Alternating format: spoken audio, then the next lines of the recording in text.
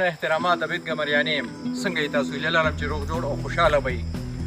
دور داسې دي، حالات داسې دي چې لکه د هایبریډ نه بغیر د سبزی د میوې تصور هم نشي کولی.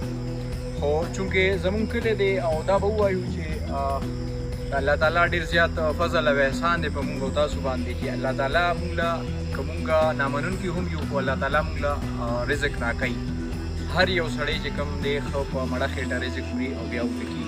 که مونږ میوو ته وګورو، که مونږ سبزیانو ته وګورو، نو سبزیانو کې خو به دا ووایم چې لکه زمونږ زمیندار چې کوم دي د نوی کور، لکه چونکې هغه سلسله مونږ ته راغله زمونږ نه مخکې چې کومه سلسله وه زمونږ د والد صاحب، زمونږ د نیکونو، داسې زمونږ د ټولو مشرانو د انګړ کې د پښتنو مشرانو یا پنجاب سایډ ته سند سایډ ته، نو دغه سلسله دا وه چې هغوی خواري کښ زیات وو. هغوی به ډېره زیاته خواري کوله او د هغې په وجه به هغوی چې کوم د هغې نه به چې کومه ثمره راتله، کوم سبزیانې به راتلي، نو د هغې خوند به یو فصلو د دې مناسبت سره دا اوس چې مونږ کومې سبزیانې خورو او یقینا چې دې سره دا چونکې هایبریډ دي نو دې سره بیماریانې هم زیاتې شوې.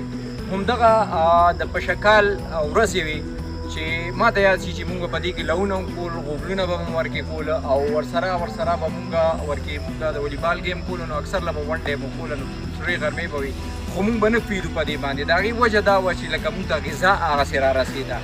اوس که مونږ او تاسو سوچ وکړو هماغه پشکال دی او یقینا چې د الله تعالی ډېر زیات فضل او احسان دی مونږ تاسو باندې چې لکه دا موسم تاسو ګیر چاپېره ګورئ نو ډېر زیات ښه دی او لږې نه چې دا پشکال دی او بیا هم مونږ او تاسو چغې سورې وو. د هغې وجه دا ده چې لکه مونږ خوراکونه دومره زیات عجیبه شان شو، هایبریډ شو، مونږ محتاجه شو د سیډز دپاره د نورو ملکونو چې لکه که مونږ ته سیډز را رسي نو مونږ به دغه کرو، سبزیانې کرو، او که مونږ ته سیډز نه را رسي نو مونږ به سبزیانې نه کرو. زمیندار په دغه لالچ کې د پیسو د یو څو پیسو په لالچ کې دا خبره خو وشوه چې لکه په 6 میاشتو کې 3 فصله راځي یا په کال کې 4 فصله راځي، نو د هغې پیسې خو زیاتې شوې. خو لکه ساید افیکټ دا شو چې لکه هم زمونږ ماشومان چې کوم دي هغه مختلفو قسمه بیماریانو سره مخ دي. که مونږ او تاسو نن په خپل انګړ کې وګورو نو نوې نوې بیماریانې زمونږ او ستاسو په انګړ کې راځي. ټول خلک د معدې نه پریشان وي، ټول خلک د سوزش نه پریشان وي، د چا څه مسله وي، د چا څه مسله وي، او دې سره سره هغه نور اړخونو نه چې کومې حملې دي نو د هغې چې هغه لکه کاروبار نشته، وخت تر وخته ګراني وي، سبزي هغه معیار ته ورسېده چې لکه مونږ او تاسو پیاز ټماټر هم نشو اخیستی. حالانکې لکه چې د ګیر چاپېره پټو کې به زمیندار وو نو مونږ له به دړی یا 2 سیره یا 3 سیره ټماټر یا پیاز دا به هسې راکول، دا روانې خوري یا دا کور ته یوسه. نن هغه خبرې نشته، پیاز بیا په بره روان دي، ټماټر بیا په بره روان دي او ټول هر څه هایبریډ شو. نو دې کې زموږ د زمیندار وروڼو دغه محنت هم کم دی. یو زمیندار به کم از کم ما ته خپل کلي کې داسې نه ښکاري چې هغه به بوزغلې کرلي او داسې به تاسو سره هم وي، ستاسو کلي کې به هم وي. نو د دې وجه دا ده که مونږ له بهر نه سیډز راغه خو مونږ به دغه وکرو، غله وکرو، زمونږ به غله مونږ ته راشي او که سیډز را نغه نو مونږ به هم داسې ناست دي او یو ورځ به داسې راځي، الله دې نه کړي، الله دې نه کړي چې مونږ به دغې سیز ته محتاج یو. نو زمیندار وروڼو ته مې دغه خواست دی چې خپل بوزغلې کرئ، د هغې خپل خوندو د بنډۍ، د تورۍ، د کدو، د کریلې هغه خوند پاتې نه شو کوم چې زمونږ د مشرانو په وخت کې به کم خوندونه وو. زه دې وخت کې خبرې رانه اوږدې شوې خو د نشپاتو باغ کې ولاړ یم.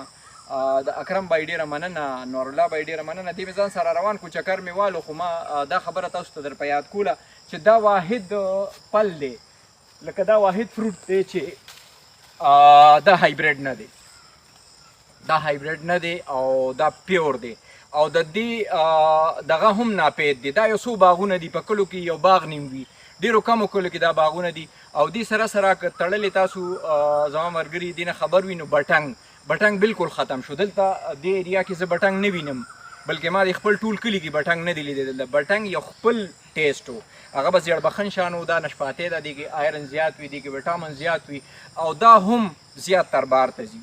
که مونږ او تاسو دا په جالونو کې بیا وینو که نه، داسې یو جال وي دې دپاره او دا مونږ وینو اکثر له دوبۍ کې، نو هغه د دې ځای نه ځي، دلته نه پاتې کېږي. نو دا دلته ډېره ګرانه ده. نو د دې نور کار پکار دی، داسې د الوچې نور کار پکار دی او په هایبریډ نه ځان ساتل پکار دی. خپل نوې کول که تاسو د بیماریانو نه بچ کوئ نو کم از کم لکه دې طرف ته غور او فکر وکړئ. دا صرف زما مسله نه ده، دا صرف زما د کلي مسله نه ده، دا صرف زما د دې انګړ مسله نه ده، بلکې دا د ټول پاکستان مسله ده. د دې نه مخکې چې مونږ داسې اغیارو ته محتاجه شو د سیډز دپاره، د تخم دپاره چې لکه هغوی مونږ له سیډ راکوي خو مونږ به کرونده کوو، چې هغوی مونږ له سیډ نه راکوي نو مونږ به کرونده نه کوو.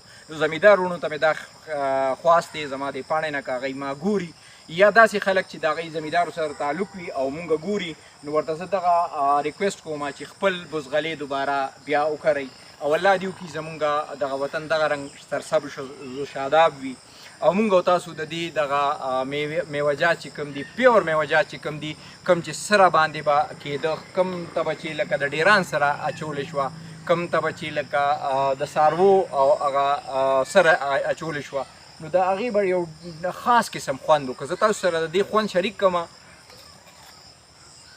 یقین وکئ دومره ښه ټیسټ دی ورکې که نه چې بلکل هغه پخوانۍ زمانې ته دی رستو بوځي. نو زما دغه خواست دی چې لکه د هایبریډ او دې څیزونو نه ځان وساتئ. اوس خو بازار کې تاسو ته هر څه اویلیبل وي خو تاسو دې ته مه خوشحالېږئ. ګورې دا زموږ د فایدې نه دي، دا زموږ د نقصان سبب جوړېږي. نو هیله لرم چې زه هم په دې خبره سوچ کوم او تاسو هم په دې خبره سوچ وکئ او زما د انګړ دپاره، زما د ملک دپاره همدا خبره یو سوالیه نښه ده. ډېره مننه، په لوی الله مسپارم.